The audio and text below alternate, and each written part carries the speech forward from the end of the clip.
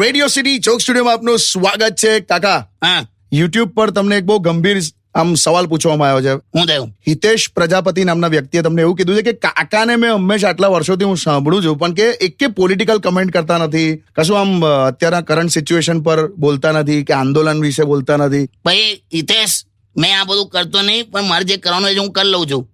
Political comment આપણે કરવાનું છે. એના કરતા તને એક બહુ મસ્ત વાત કહું. હમણાં થોડા દિવસ પહેલા એક ઘરમાં છે ને ભયંકર ઝઘડો થયો. કઈ કચ કચ કચ કચ ચાલતી હતી, પછી બોલાચાલી થઈ, પછી તો મારામારી સુધી વાત આવી. એટલે પછી ત્યાંના સોસાયટીના લોકો જોડાઈ ગયા આખા ઝઘડામાં. પછી તોય વાત તો વધી, તો કોઈકે એમાંથી પોલીસને ફોન કર્યો, એટલે ત્યાં પોલીસ આવી.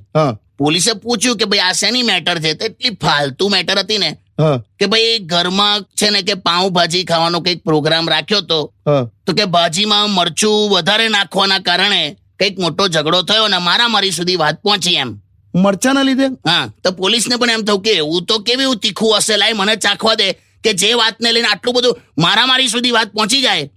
તો પોલીસ વાળો અંદર ગયો. અંદર જઈને પૂછ્યું ને ત્યારે શું સામે વાળાએ જવાબ આપ્યો ખબર? શું? કે ના પાઉંભાજીનો પ્રોગ્રામ તો હજુ રવિવારે છે. હા, પણ કે મને ખબર છે કે આ તીખું બનાવશે જ. એમ હજુ થયું નથી એનું ઝઘડો ચાલુ થઈ ગયો. એમ બસ કરન્ટલી દેશમાં આ જ ચાલે છે. સમજી ગયો કાકા, સમજો ને? સમજી ગયો. જો સમય અને સમજ એક સાથે મળે ને તો બહુ જ સારું કહેવાય, નસીબ કહેવાય.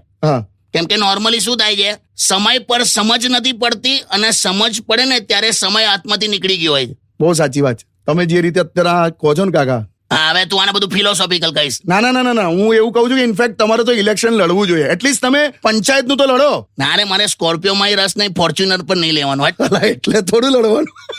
સ્ટે ટ્યુન્ડ વિથ કિશોર કાકા ઓનલી ઓન રેડિયો સિટી 91.1.